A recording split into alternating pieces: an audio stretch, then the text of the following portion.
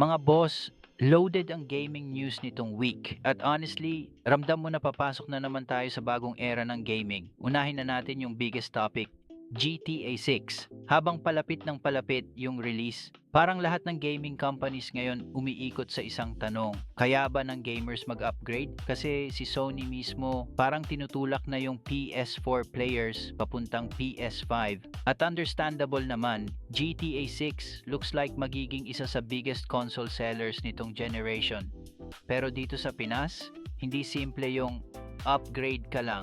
PS5 prices dito. Parang mini heart attack minsan, lalo na kung working gamer ka na may bills muna bago gaming. At feeling ko maraming Pinoy gamers ngayon nasa parehong sitwasyon. Excited ako sa GTA 6 pero baka YouTube gameplay muna ako.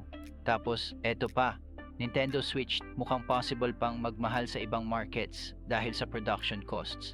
At medyo scary yon. Kasi Nintendo usually yung safe gaming console, relax gaming, portable gaming, family gaming. Pero kapag sumobra presyo, baka mawalan ng momentum. Meanwhile, si Xbox naman parang may sariling experiment na niluluto. May mga lumalabas ngayon na usapan tungkol sa future Xbox direction na mas magiging parang PC console hybrid.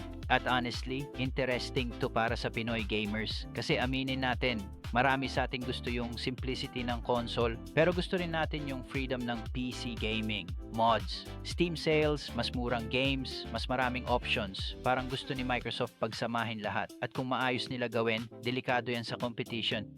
Pero ito yung reality check, habang lumalakas hardware, lalong tumataas presyo ng gaming, GPU prices, console prices, games na umaabot na halos 4,000 pesos.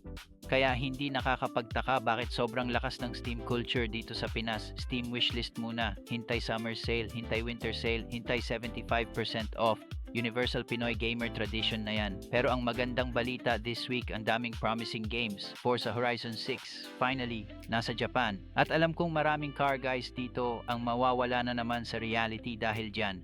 Directive 8020 looks promising para sa horror fans. 007 First Light mukhang may potential maging legit modern James Bond game finally. At Subnautica 2, congrats advance sa mga mawawala ng tulog. Honestly, magandang sign to. Kasi parang gaming ngayon, bumabalik ulit sa variety. Hindi puro battle royale, hindi puro live service, hindi puro battle pass simulator. May racing, may horror, may survival, may story-driven games ulit. At bilang gamers, yun talaga gusto natin. Hindi lang magandang graphics. Gusto natin yung larong masasabi mong, sulit ba? Kasi kahit medium settings lang, kahit old GPU, kahit second-hand console, kapag maganda yung laro, tapos ang usapan,